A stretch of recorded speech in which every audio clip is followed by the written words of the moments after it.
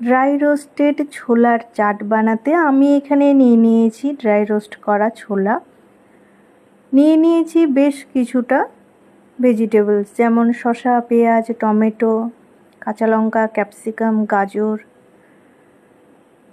আর নিয়ে নিয়েছি এখানে এক টুকরো লেবু, জিরে গুঁড়ো আর কাশ্মীরি লঙ্কা গুঁড়ো। এবার সব উপকরণকে একটা বড় বাটিতে নিলাম, তার ভেতরে অ্যাড করে দিলাম লেবুর রস, কাশ্মীরি লঙ্কা গুঁড়ো, জিরে গুঁড়ো। উপকরণগুলোকে ভালোভাবে মিশিয়ে নিলেই ব্যাস তৈরি হয়ে গেল হেলদি টেস্টি ইভিনিং স্ন্যাক ছোলার চাট, বা আপনারা ডিনারেও খেতে পারবেন। এখানে আমি সল্ট ব্যবহার করলাম না, আপনারাও সল্ট ব্যবহার করবেন না।